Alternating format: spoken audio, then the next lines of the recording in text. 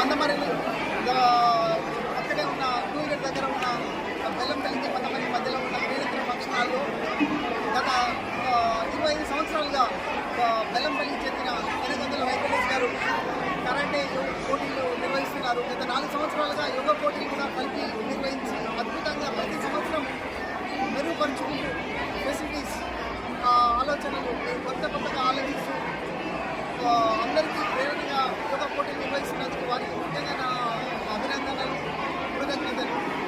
ఈరోజు మా తల్లిగారైన కె లక్ష్మి గారి జ్ఞాపకార్థం మా సహకారం కూడా తీసుకొని ఈ విజయవంతంగా దాదాపు 1000 మంది పిల్లలు కరాటే మరియు యోగా పోటీలో పాల్గొంటున్నారు. ఈసారి ముఖ్య ఆకర్షణ ఏంటంటే యోగా ప్రతి సంవత్సరం 2-3తో మొదలై 10 మంది దాకా అయింది. ఈసారి 20 మంది దాకా సీనియర్ సిటిజన్స్ అంటే 60 పై చిలుకు వాళ్ళు, 50 పై చిలుకు వాళ్ళు ఎక్కువ మొత్తంలో యోగా పట్ల ఆకర్షితులై వాళ్ళ ఆరోగ్యాన్ని మెరుగుపరుచుకుంటున్నారు. ఇది అద్భుతమైన మార్పు. ఇంకా సమాజంలో యోగా ఇంకా ముందుకు రావాలి. ఈ పోటీల స్ఫూర్తితో వాళ్ళ లోపల నిద్రాణమైన ప్రతిభ బయటకు వస్తుంది. సో ఈ పోటీలు ఇంకా ముందు ఇంకా మెరుగుపరుచుకుంటూ అందరికీ అందుబాటులోకి తీసుకొచ్చి ఇంకా మంచిగా నిర్వహించాలని వెంకటేష్ గారిని వారికి మేము సలహా సూచనలు ఇస్తూ వారికి ప్రోత్సాహంగా ఉంటాము. ముందు ఇంకా అందరికీ అందుబాటులోకి యోగా తెలిసేలాగా పోటీలు నిర్వహించి అందరికీ దీని పట్ల ఆకర్షితులయ్యేలాగా చేద్దామని అనుకుంటున్నాము. దీనికి సహకరించిన హాజరైన అందరికీ అభినందనలు.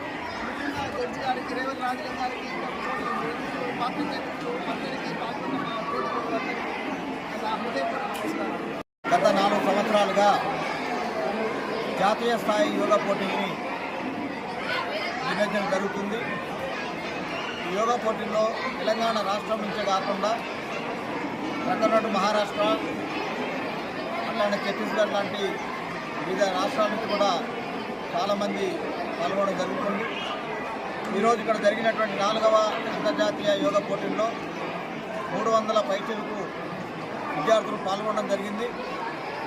ఒక చక్కటి ప్రశాంతమైన వాతావరణంలో కార్యక్రమం జరిగింది. ఇటువంటి కార్యక్రమాన్ని నడపడానికి మాకు ప్రోత్సహిస్తున్నటువంటి ఇక్కడి రాజకీయ నాయకులు, అట్లనే అదేవిధంగా వ్యాపారస్తులు, స్వచ్ఛంద సంస్థల వాళ్ళందరూ కూడా ధన్యవాదాలు తెలియజేస్తూ ఈరోజు ఈ కార్యక్రమంలో పాల్గొన్నటువంటి వ్యక్తులందరికీ కూడా న్యాయపరంగా వారి టాలెంట్ను బట్టి వాళ్ళకి తగినటువంటి ప్రోత్సాహాన్ని ఇవ్వడం జరిగింది. ఇక ముందు కూడా మీ యొక్క సహకారం మాకు ఉండాలని ఈ సందర్భంగా కోరుతున్నాను.